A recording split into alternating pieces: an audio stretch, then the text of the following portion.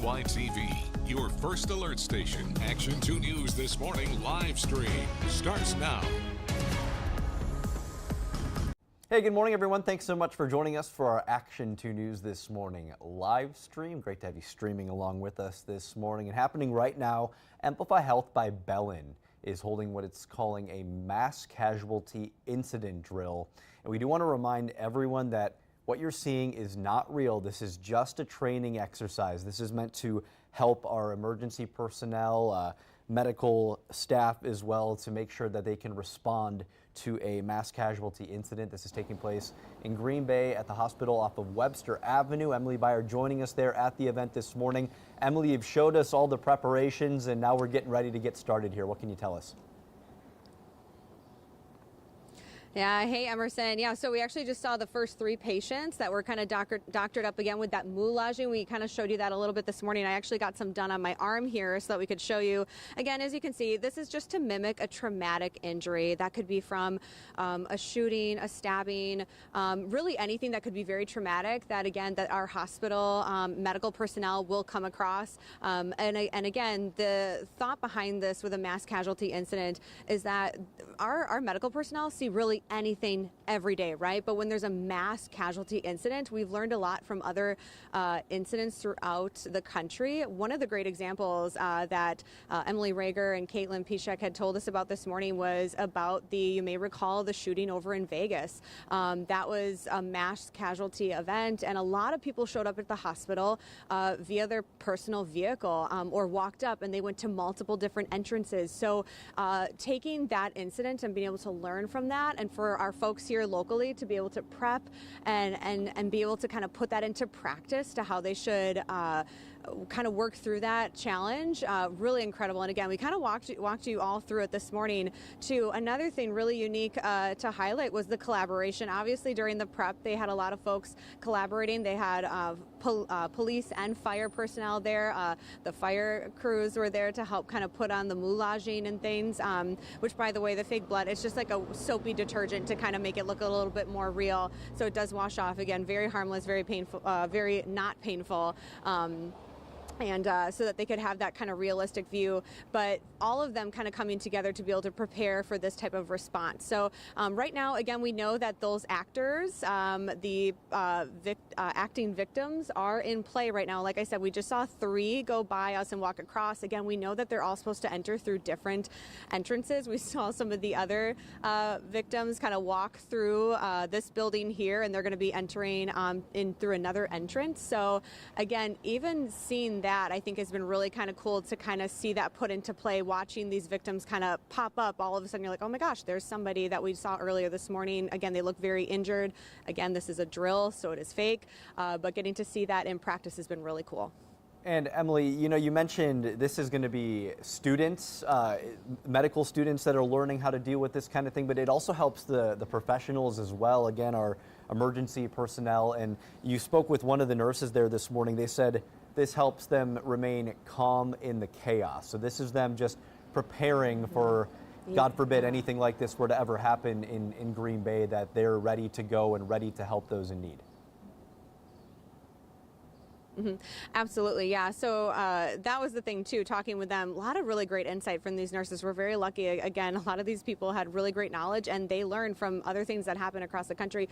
Those students you referenced, when I was talking with Caitlin a little earlier, you know, she had said a lot of these Bellin college students, they are seniors. So this is kind of their last year. So for them to getting to partake in this type of a drill where they would get to kind of get the patient perspective is really unique for them, but also kind of gives them a little bit of a different level of empathy, because they're acting as that patient that is maybe coming in. You know, think of the feelings you would be experiencing, you know, again, the potential pain, fear, a little bit of chaos, but getting to have that perspective before they enter the role of being a registered nurse, a doctor, all those people that are the helpers at a time of need. That was really unique. Again, roughly it's more than 40 different, again, medical, fire, and police and Bellin College students that are taking part of this. So again, very cool to kind of see it kind of all come together. Again, if you joined us during the morning show, you got to kind of see that the whole kind of full story as it shaped up and kind of learn the different things that they're working through. So I definitely learned a lot this morning too. So it was very interesting to kind of take in all the knowledge that they learned from different incidents as well as a part of their training. All right, that was Emily Beier reporting live for us at the Green Bay Hospital off Webster. Amplify Health and other cooperating agencies all holding that mass casualty training event taking place today again to help make sure that they are ready.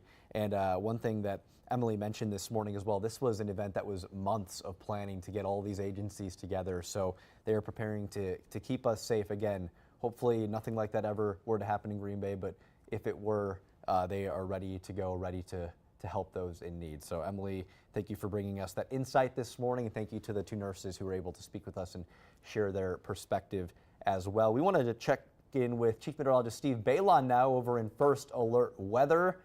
Steve, a few slick spots out on the road this morning. That was due to kind of some moisture in the air and the below freezing temperatures. Yep. We're expecting that to change pretty quickly though today. Yeah, I mean, we're kind of hitting our low temperatures right now, 20s, and some spots are right around the freezing mark. It's 30 in Appleton, it's 33 degrees in Sturgeon Bay.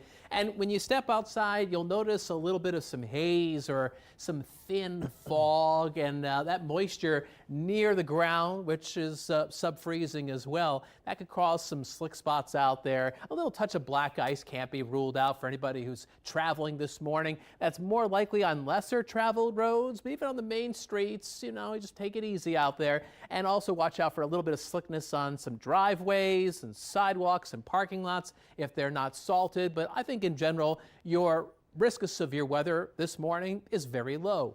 So we've got a live view from our Oshkosh sky cam. It's a bit of a frosty start. You can see that haze in the distance there. Temperature is 27 degrees.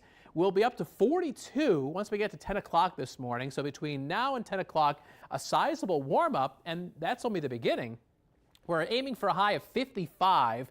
We'll hit that around 3 or 4 o'clock this afternoon, although it's going to be a little cooler by the lakeshore. But anyway you slice it, temperatures will be well above average for early March, and we'll all see lots of sunshine. It's going to be a real nice day. So here's First Alert Pinpoint Predictor with today's highs. Lots of 50s, 51 in Anago, 55 degrees in Appleton, Bayshore, Lakeshore. We're hitting that time of year where we start saying cooler by the lake. That's where highs today will be mainly in the 40s. And the bulk of our high temperatures will be about 15 to 20 degrees warmer than average for this time of year. And the warmth just keeps on going. I mean, tomorrow we do drop back to a high of 44, but that's still above average. Lots of highs in the 50s, and Monday we just might see highs in the 60s. Record warmth is possible early next week. But between now and then, there's going to be a lot to talk about. Emerson, our next weather maker, is looking pretty active as we wrap up this week. You could say thunderous, Steve. Thunderous. Thunderous. That's the word I'm going with today. It's been a while since we've heard thunder around here, right? Yeah, it has. Yeah. Well, we will have periods of rain and perhaps our first thunderstorms of the season. This is Friday night, going into early Saturday morning. Now, during this time period, our severe weather outlook is low, but I put the upgrade sticker there for Friday because we might have to upgrade this to the moderate category. And if that happens, well, Friday could become a first alert weather day, especially Friday night. So stay tuned for more first alert updates as that storm system gets closer. It's producing rain right now in the Pacific Northwest, but you can see where it's going to be tracking. And yes, that's eventually heading towards us as we wrap up this week. So cloudy skies for Friday on First Alert Pinpoint Predictor. We get one round of rain coming in late Friday morning and through the midday. There might be a few rumbles of thunder embedded in there. And then the rain stops for a short while. And then we get a stronger wave of wet weather coming in overnight. So this is midnight. We're crossing into very early Saturday morning. Look at those downpours. And there may be some embedded thunderstorms in there as well. And that rain is going to be wrapping up as we go into Saturday morning. So through Saturday morning, some folks could see an inch or more of precipitation. And that's good in the sense that we need it. But it's not necessarily good if it all comes down over top of frozen ground. That could cause some standing water in some low-lying spots. And in regards to those thunderstorms, it's especially southwest of Green Bay, there's going to be an increasing chance that some of these could be on the strong side, with perhaps some gusty winds and some hail. We're getting towards that time of year, folks. So there's your First Alert Super 7-day forecast. 55 with sunshine today, down to 44 with a northeast wind and more clouds tomorrow. A few showers are possible south of Green Bay, but the bulk of the rain is coming in Friday into Saturday. The sun is back out on Sunday, and it's going to be a mild end of the weekend, a high 57 with the clocks springing forward an hour as we go into daylight saving time. All right, Steve, thanks so much. You got to see this story here. Firefighters in Missouri feeling a little bit of deja vu after a toddler gets stuck in a claw machine. Apparently, it's the second time that this has happened in a few weeks. Our great partner station in Missouri spoke with the family. Yeah. For 3-year-old Patrick Campbell, he's definitely rambunctious. the decision to climb inside a claw machine was simple. I get Paul. His dad Ryan says he was watching his daughter's game at the soccer dome in Webster Groves when he looked over and realized his son was gone and found his way inside this machine. Patrick's reaction, like someone took a picture of him and he immediately just said cheese and posed for the camera, like unfazed that he was stuck in a machine. Making quite the conversation for his sisters. I saw the picture, I'm like, I knew Patrick was gonna get stuck in there. Thankfully, Dad came to the rescue and convinced Patrick to crawl out, but just a few weeks ago, the fire department had to get this 2-year-old boy named Cooper out of the exact same machine. That was my first, anything like that, yeah. I have twin 5-year-olds, so I can totally see how this happens. He was having an absolute blast, or an absolute ball, depending on how you want to look at it.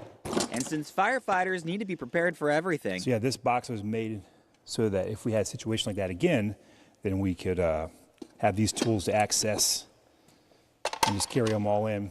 A toolkit that Campbell's hope won't be needed next soccer game. We'll for sure be back. I don't know if Patrick will go this time, but... In Webster Groves, Piss in my face. Jeffrey Bullard, First Alert 4. He just wanted the ball. How big is the opening to get into the claw machine? Yeah, that's true. That was a pretty large for a 3-year-old I didn't think toddler it could to climb up there. I didn't think it could be that big. Yeah, they've got a little bit of a situation going on there in Missouri. They'll have to look into mitigating that. I tell you what, I'd climb up a claw machine to get some cheese. Maybe. I don't think I'd fit. So you need a cheese claw machine, is what you're saying. You want that. If that's not a thing, so it's I feel as though it probably should be. It's like hovering, point. and it picks up like a big wheel of Gouda. Or maybe you get some mozzarella or cheddar, like you just surprise you. I like how you just subtly threw that Italian accent mozzarella, in there. yeah, you know, you gotta. With this. Well, listen, you can get all kinds of cheese if you head to the 2026 World Championship Cheese Contest. It's happening in Madison right now. Several local producers are in the mix there. Dairy producers putting their best products in front of the judges in the hopes of obtaining the title of world champ. And if you happen to be in town, in Madison that is, the Wisconsin Cheesemakers Association says that you're invited to check it out and sample the goods. Judges will crown a champion tomorrow. Our producer, Garrett, who's usually behind all the hijinks on this live stream, he wants me to ask you, do you like stinky cheese? No, I don't actually. No? No. What kind of cheese is your favorite? I love mozzarella. Mozzarella? Yeah, I'm a big mozzarella fan. Yeah. I'll put mozzarella on like a lot of stuff. I like pepper jack on burgers because I like a little spice in my life. Yep. There's a habanero like ghost pepper cheese. Yes. That I enjoy as well. Yep. But yeah, mozzarella is like, I have it with so many different things. I had it last night with my chicken parmesan. Delicious. Yeah. And I like Colby Jack. Yeah. But recently I've gotten into Munster. Okay. Munster, it's a little creamier, it's a little softer, but it depends on what it's on. For some things it's good, but sometimes I prefer to have that sharper Colby Jack. Sure. What is the one that smells? Is that Limburger? Limburger?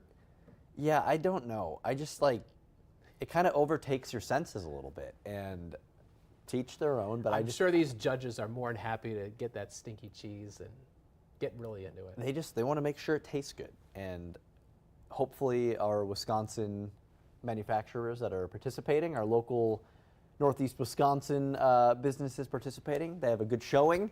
Maybe bring back a world championship, keep it here in Wisconsin.